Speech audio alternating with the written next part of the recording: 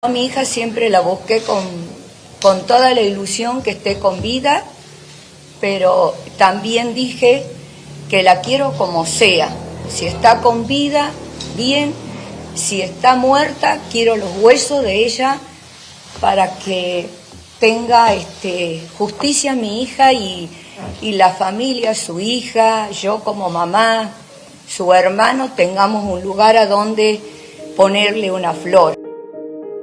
Con esas palabras, pronunciadas en agosto de 2023, Susana Trimarco, quien por más de 2 décadas ha buscado incansablemente a su hija María de los Ángeles Verón, desaparecida misteriosamente en la provincia de Tucumán, en Argentina, admite que es probable que ya no esté viva. Esta es una historia de lucha familiar que comenzó en 2002 y en especial de una madre que no se ha rendido, siguiendo cada pista durante muchos años para hallar a esa hija que fue arrebatada de su lado por grupos violentos y poderosos dedicados a la trata de personas. ¿Quieres conocer más de este caso que ha puesto de relieve el oscuro mundo de la trata de personas en Argentina y sus redes internacionales? Quédate con nosotros hasta el final de este video.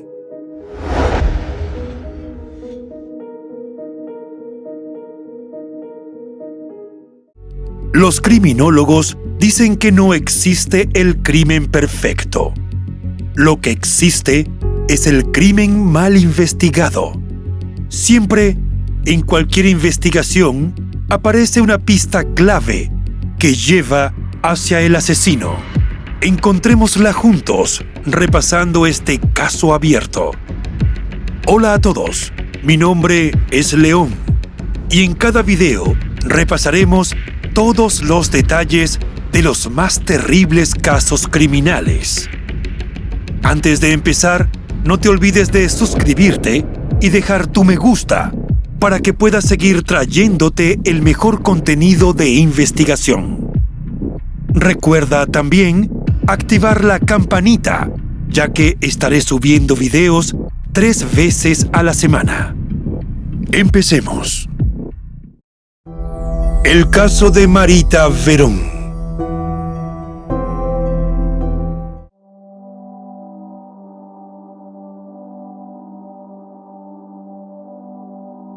María de los Ángeles Verón, a quien todos llamaban cariñosamente por el diminutivo Marita Verón, fue hija de la pareja constituida por Daniel Verón y Susana Trimarco, nativos de Tucumán, Argentina, que hicieron su vida y echaron raíces en esa provincia. No hay mayores detalles de la infancia y la adolescencia de Marita, pero lo que sí se sabe es que sus padres la querían con locura y fueron muy felices con su nacimiento en el inicio de la década de los 80. También tuvieron un niño al que llamaron Horacio Verón, y los hermanos se criaron muy unidos. La madre los consentía, pero también era exigente con ellos, porque deseaba que siguieran el camino del bien, y lo estaba logrando.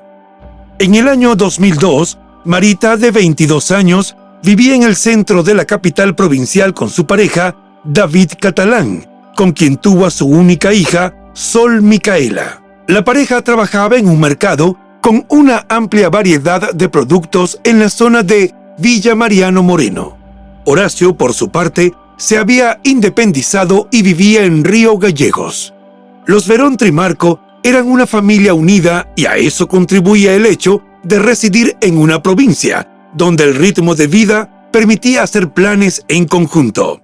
El 3 de abril de 2002, Susana, que era una abuela joven y activa de 48 años, se disponía a pasar una jornada con su nieta Sol. Esa era su forma de ayudar a Marita, que ese día tenía prevista una cita con el ginecólogo. La joven le había comentado a su madre que iba a un hospital a que le colocaran un dispositivo intrauterino como método anticonceptivo.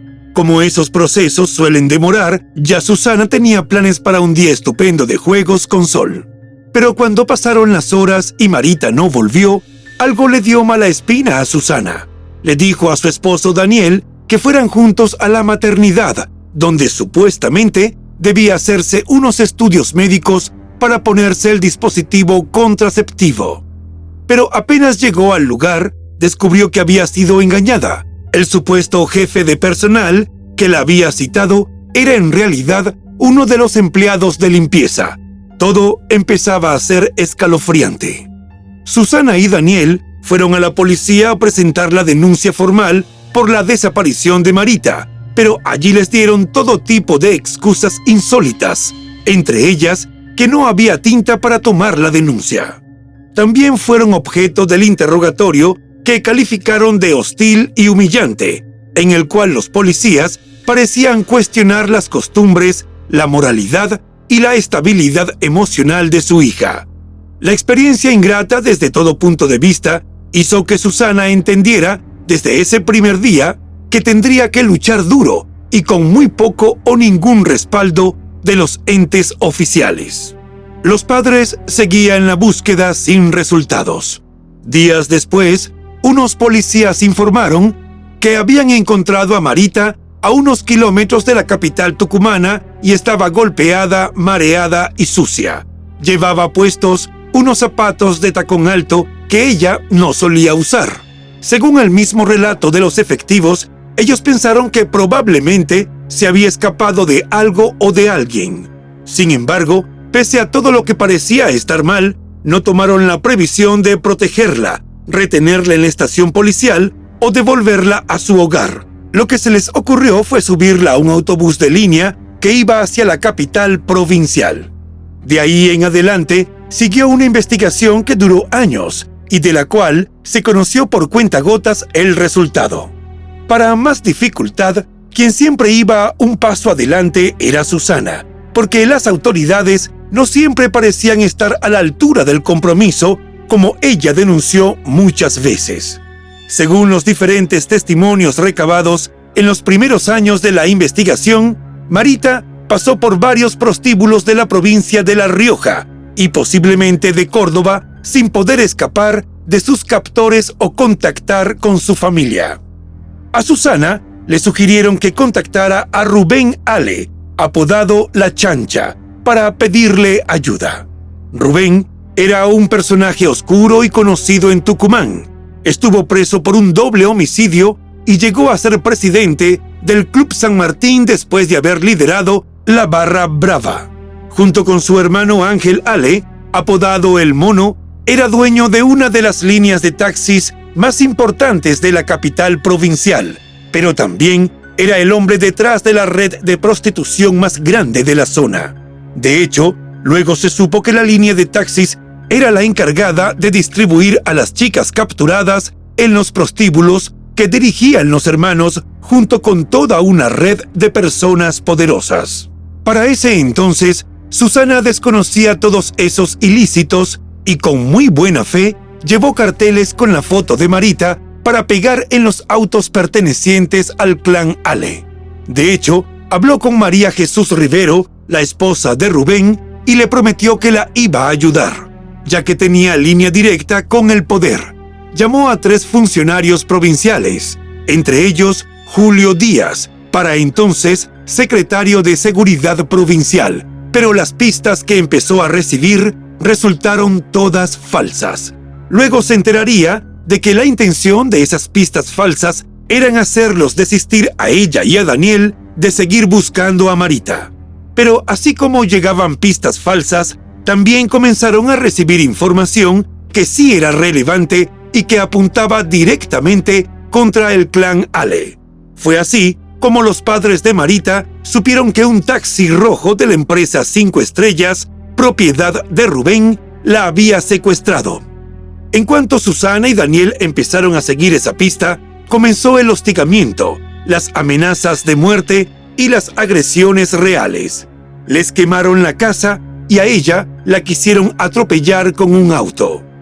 Al ver la dimensión de los ataques, Susana comprendió rápidamente que la desaparición de Marita escondía algo extraño y sospechaba que había gente poderosa detrás de lo ocurrido a su hija. Pero también intentaron convencerla por otra vía. Le mandaron gente que se ganó su confianza y que luego se convirtió en informante de la mafia de tratas que se llevó a su hija. y no estaba lejos de la realidad. Por solo poner un ejemplo, según datos de la Organización Internacional del Trabajo, la trata es el tercer negocio ilegal más rentable del mundo. Solo lo superan el tráfico de drogas y el de armas. En medio de esa lucha, Susana decidió jugarse todas las cartas y decidió conocer el mundo de las redes de prostitución. Se vestía y se maquillaba como si fuera dispuesta a ejercer el oficio más antiguo del mundo, en antros, licorerías y callejones donde se ofrecían favores sexuales a cambio de dinero. Para el año 2005, ya se había hecho conocida en el mundo de las meretrices. Algunas chicas sabían que ella estaba buscando a su hija Marita y le daban alguna información. Con otras, no se atrevió a confiar y simplemente se limitó a ver cómo actuaban y a aprender cómo eran las transacciones en ese mundo. Pero aparte de su investigación personal, Susana mantenía el contacto con las autoridades. Unas colaboraban más que otras y eso se debía a que también tenían vínculos con las mafias de trata de personas, según relató Susana posteriormente. De esa forma, fue convocada a acompañar operativos judiciales porque las chicas que habían corrido la misma suerte que su hija le daban información para que pudiera encontrarla y sacarla de ese mundo. Susana se fue convirtiendo en un referente y muchas chicas se acercaban a contarle que estaban esclavizadas, encerradas, golpeadas y hambrientas. Ella las motivaba a abandonar todo en el preciso instante en que se realizaba el operativo. Era la forma de que pudieran salir estando protegidas por las autoridades, al menos en el momento, porque los grupos delictivos eran sumamente violentos y las chicas les temían. A veces no corrían con tanta suerte. Susana llegaba con la policía a un prostíbulo y lo encontraban vacío. Para ella resultaba evidente que alguien filtraba los datos y que entre los que la acompañaban había personas vinculadas con quienes raptaron a su hija. En uno de esos lugares de citas, una chica le dijo que Marita había estado allí hasta la semana anterior, que la habían hecho rodar por 3 casas de citas de La Rioja. En otro le informaron que la habían llevado a Brasil. En otro le indicaron que la habían hecho tener un hijo. Todas sus investigaciones señalaban que Marita había sido capturada por una red de trata de personas que operaba en La Rioja con fines de explotación sexual, y que esa red estaba vinculada con el clan Ale.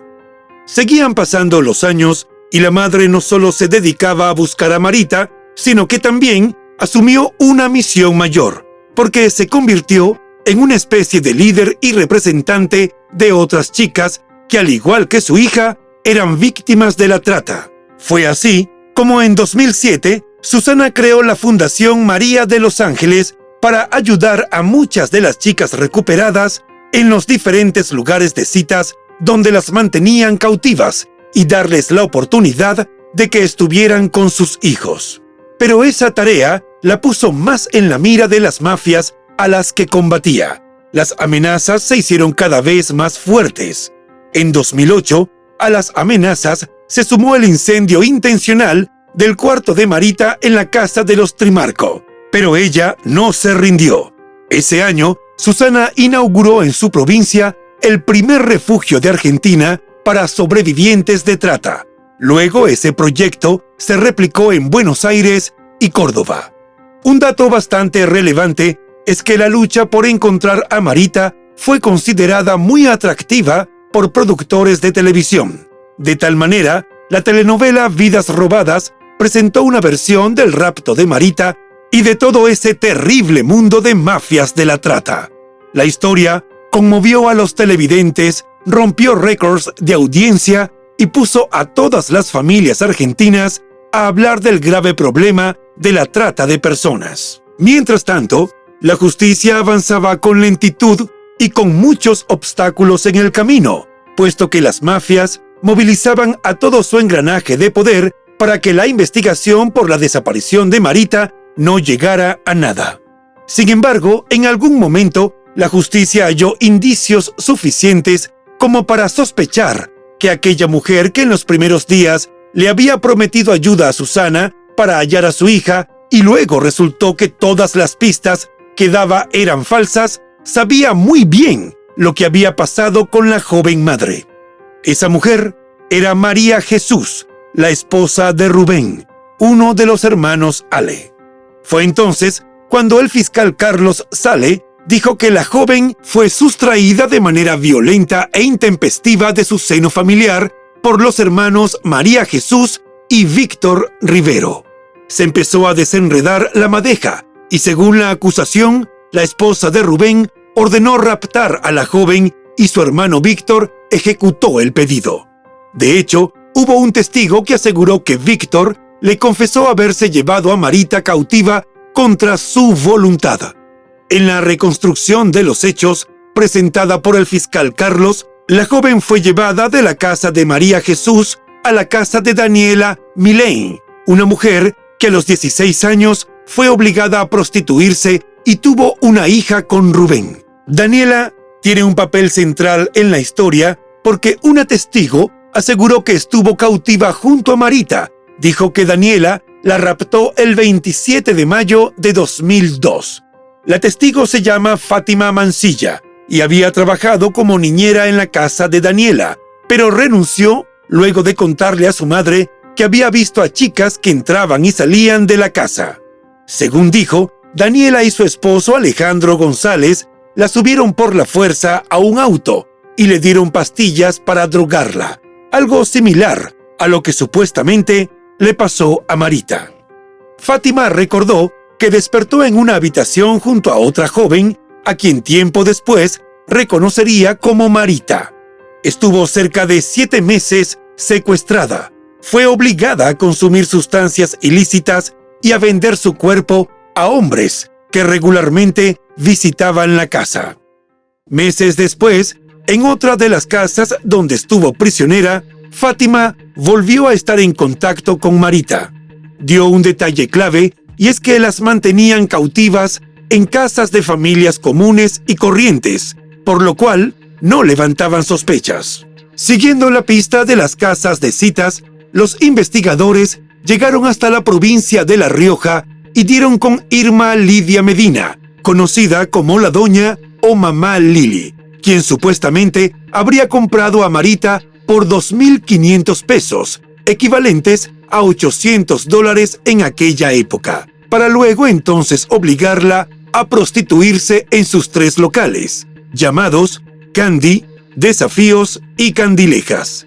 Esta mujer tenía tanto tiempo dedicada a la explotación sexual de jóvenes inocentes que la propia Daniela, que también fue parte del concierto para delinquir y raptar a Marita, testificó que fue obligada a trabajar para ella. Hay varios testigos que ubican a Marita en esos lugares de intercambio sexual que estaban a cargo de Irma Lidia y sus 2 hijos, los mellizos José Fernando Gómez, alias Chenga, y Gonzalo José Gómez, alias Chenguita. Los 2 estaban al frente de la organización y eran los hombres que recibían a las chicas que llegaban a La Rioja, pero José Fernando, además, solía golpearlas y amenazarlas. A Marita la habría tomado como mujer y hasta incluso se cree que la habría dejado embarazada. Se dice que él también fue quien se hizo cargo de borrarla del mapa cuando supo de la desesperada búsqueda de la familia Verón. Daniela reconoció que estuvo en los prostíbulos de Irma Lidia.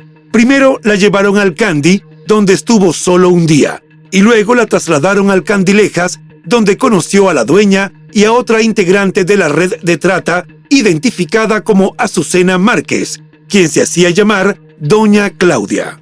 Según relató Daniela, ella quería volver a Tucumán porque extrañaba a sus hijos, pero Irma Lidia y Azucena no la querían dejar ir. La encerraron en una habitación con 3 personas y tuvo que decir que tenía una hija con Rubén para que la dejaran volver. Pero esa supuesta libertad tuvo un costo. Dejó de vender su cuerpo, pero tenía que captar chicas. Fue en ese rol que se involucró en la captura de Marita, llevándola contra su voluntad a ese mundo sórdido y alejándola de sus seres queridos. Esto que les relatamos hasta este momento fue lo que se logró reconstruir gracias a las investigaciones realizadas por los padres de Marita y los funcionarios que le dieron seguimiento al caso durante casi una década. Y eso fue también lo que logró que el caso pudiera llegar a juicio. Susana tuvo que esperar hasta 2012 para que el juez de instrucción, Víctor Manuel Pérez, elevara a juicio la causa por el rapto de Marita. Fueron juzgados 13 imputados: María Jesús y Víctor Rivero, la dueña de prostíbulos riojanos, Irma Lidia Medina, los hermanos José Fernando y Gonzalo José Gómez, Daniela Milén y su esposo Andrés González, Carlos Luna, Domingo Andrada, María Azucena Márquez, Humberto de Robertis, Mariana Bustos y Cintia Gaitán. Según la hipótesis aportada por el fiscal Carlos Sale, Marita fue plagiada en la esquina de Santiago del Estero y Tames, en la ciudad de Tucumán, la mañana del 3 de abril de 2002. El autor material del rapto habría sido Víctor Ángel Rivero, por orden de su hermana María Jesús, autora intelectual.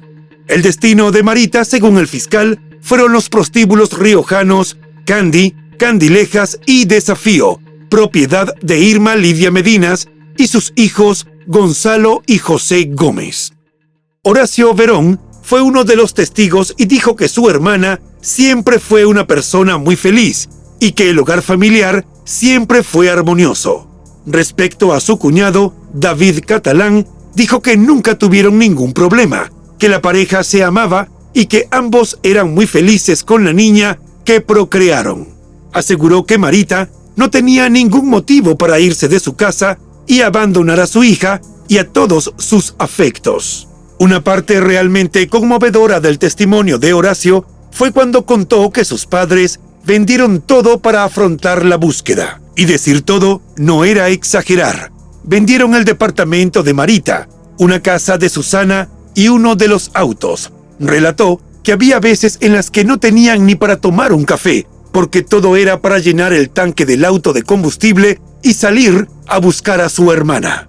Conmovido, relató que su padre se vino abajo, le dio un ACV y afirmó que él creía que su padre murió de tristeza. La fiscalía pidió 25 años de condena. Sin embargo, había detalles pendientes, pues como se ve en la lista de imputados, no aparecen los hermanos Ale, pese a ser los cabecillas de ese entramado donde los detenidos eran sus empleados y parientes. Y eso no fue lo único grave e irregular relacionado con ese proceso judicial. El 11 de diciembre de ese año, la Sala 2 de la Cámara Penal de Tucumán, integrada por los jueces Alberto Piedrabuena, Eduardo Romero Lascano y Emilio Herrera Molina, resolvió absolver a los 13 imputados en un fallo que resultó tanto inesperado como polémico y que generó la inmediata protesta de los movimientos de mujeres que salieron a la calle a exigir justicia. Susana dijo posteriormente que esa decisión representó para ella una bofetada, pero luego del estremecimiento inicial, decidió recurrir a otras instancias para seguir exigiendo justicia. El mismo año de la absolución a los responsables, Susana recibió no un consuelo, pero sí algo que le dio calorcito a su alma. La mujer, que ya había recibido muchas distinciones, fue postulada al Premio Nobel de la Paz y recibió de manos de la presidenta de ese entonces, Cristina Fernández de Kirchner, el premio Azucena Villaflor por su trayectoria en la defensa de los derechos humanos. En abril de 2013, la Fundación María de los Ángeles se llenó de niños porque Susana agregó un jardín maternal para hijas e hijos de los sobrevivientes de trata y de otras violencias de género. Para entonces, el caso de Marita trascendió las fronteras de Argentina y llegó a la Corte Interamericana de Derechos Humanos, convirtiéndose en una causa internacional. Obviamente, la repercusión que podría tener la observación de la Corte Interamericana a la aplicación de justicia tuvo impacto. Casi enseguida, la Corte Suprema Provincial revocó, en forma parcial, el fallo absolutorio del año 2012 y ordenó que una nueva sala fijara la pena a 10 de los 13 acusados, ya que confirmó la inocencia de los hermanos Rivero y ya Irma Lidia Medina había fallecido para esa fecha. En la revisión, el tribunal consideró coautores del delito de retención y ocultamiento agravado para el ejercicio de la prostitución de la joven a los hermanos Gómez, que fueron condenados a 22 años de prisión, y a Daniela y su esposo Andrés, quienes fueron sentenciados a 18 años. A su vez, condenó como partícipes necesarios a Carlos y Domingo a 17 años. María Azucena recibió 15 años, Humberto 12 y Mariana y Cintia tuvieron sentencias de 10 años. Pero en otro hecho inexplicable, la sentencia no quedó firme. En consecuencia, tanto quienes retuvieron a la fuerza a Marita como los proxenetas volvieron a la paz de sus hogares. Fue necesaria una lucha de 4 años más para que la Sala Segunda de la Cámara Penal ordenara que los detuvieran y que comenzaran a cumplir sus condenas. Mientras tanto, los hermanos Ale seguían su vida. Los reveses no desanimaban a Susana. Ella seguía la lucha por saber el paradero de su hija y por poner tras las rejas a los responsables de su desaparición. A los pocos meses, los dos hermanos Ale, Rubén y Ángel fueron procesados en una causa por lavado de activos impulsada por la Unidad de Investigación Financiera a partir de las denuncias realizadas por la madre de Marita. Para ese momento, los dos peligrosos sujetos ya aparecían nombrados en unos 90 procesos, pero nadie se había animado a llegar a una condena. El poder que ostentaban parecía garantizarles impunidad, pero finalmente, en este caso, se les acusó de lavado de dinero obtenido de la venta de drogas, la trata de personas con fines sexuales, la compra-venta de jugadores y entradas de fútbol, las usurpaciones de campos, el juego clandestino y las extorsiones. Aunque el juicio no investigaba la desaparición de Marita, un testigo de identidad reservada afirmó que Rubén, apodado La Chancha, le había dicho que él se quedó con Marita y que la habían mandado al exterior. Aunque la justicia estaba en marcha, parecía cojear. Si bien en abril de 2018 los Ale fueron condenados a 10 años de prisión, la sentencia era la mitad de los años que había solicitado la Unidad de Investigación Financiera por ser jefes de una asociación ilícita. Otro detalle, que no es menor, es que Rubén no durmió ni un solo día en una celda. Los certificados médicos y la consideración de los jueces le permitieron residir en varios hospitales, y más tarde lo excarcelaron por haber cumplido 1/3 de la pena. En el caso de Ángel, estuvo 2 años preso hasta que los jueces le otorgaron salidas laborales. Dichas salidas eran nada menos que para visitar las fincas que los hermanos Ale tienen repartidas en toda la provincia.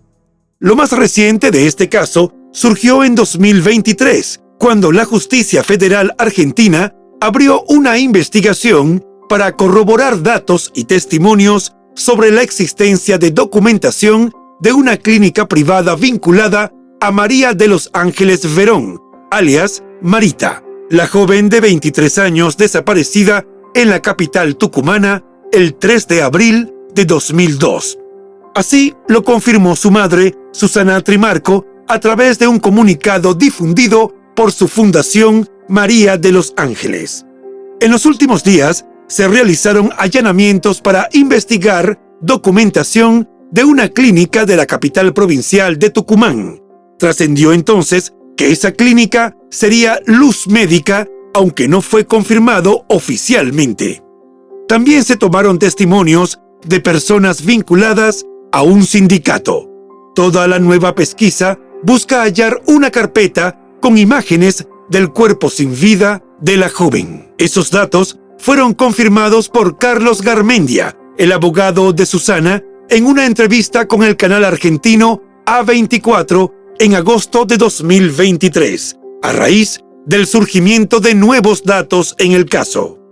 El comunicado difundido por las redes sociales de la Fundación señala que hay datos que está investigando el fiscal general 2, Agustín Chit, que tiene que ver con alguna documentación que vincularía a determinados sectores gremiales con la posibilidad de que tengan conocimiento de que Marita habría muerto. En ese sentido, la mujer consideró que la nueva investigación podría tener importancia para poder avanzar y conocer el destino final de la joven que desapareció cuando se dirigía desde la casa de su madre hacia la maternidad Nuestra Señora de la Merced en la capital tucumana para realizarse un estudio. Lo que hay hasta ahora vendría a ser un complemento de lo que ya sabemos sobre lo que sucedió con Marita. A ella no la encontramos y el trabajo de seguirla buscando está todo el tiempo presente, hasta que podamos saber qué ocurrió con ella, agregó. El abogado José D'Antona, otro de los que representa a Susana y su fundación, explicó la diferencia entre esta investigación y las anteriores, ya que en este caso se presentó en primer término una persona para contar lo sucedido. Además, indicó que hay otros elementos probatorios que los llevan a una disputa entre dos gremios, en el que habría aparecido la carpeta de Marita. Dijo el abogado que diferentes medidas tomadas desde hace 2 meses los llevan a decir que esa carpeta existe, pero todavía ni la Fiscalía ni la Fundación la tienen en su poder. Están en esa búsqueda porque esa carpeta contendría fotos de Marita fallecida en el sanatorio Luz Médica. Lo que se está investigando es la posibilidad de que se haya encubierto información que debería haberse brindado a la justicia, detalló. Susana dijo que los nuevos elementos encontrados son muy valiosos y que demuestran los vínculos entre mafias que han tratado de amedrentarla durante años y no lo han logrado. Rubén Ale, apodado La Chancha, murió el 21 de junio de 2023 en un hospital local al que había sido trasladado mientras cumplía prisión domiciliaria. Se encontraba internado ya que padecía obesidad mórbida, mal de Parkinson y complicaciones cardíacas. En Argentina, desde la sanción de la Ley 26.364 de prevención y sanción de la trata de personas y asistencia a sus víctimas en 2008, hasta el 30 de septiembre de 2021, se ha rescatado y o asistido a 16.979 personas. En el mismo periodo, por trata sexual, fueron condenadas 518 personas, según datos de la Procuraduría contra la Trata. Detrás de las estadísticas, hay miles de mujeres que sufrieron el mismo destino que Marita y madres como Susana que no se rinden. Con el fin de lograr la detención de las personas involucradas en la desaparición de Marita Verón, el Ministerio de Seguridad de la Nación aumentó a 5 millones de pesos la recompensa para las personas que aporten datos relevantes a la causa. La medida fue publicada el miércoles 16 de agosto de 2023 en el Boletín Oficial. Las personas que tengan datos útiles pueden comunicarse con el Programa Nacional de Recompensas en el número nacional 134. Para cobrar el monto de la recompensa, es condición necesaria no haber participado en los hechos delictivos.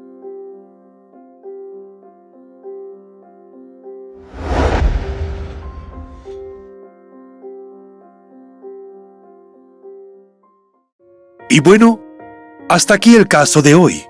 Como siempre, agradezco tu apoyo a mi trabajo. Si te suscribes, das un me gusta y compartes este video, me ayudarás a seguir creando contenido. Hasta pronto.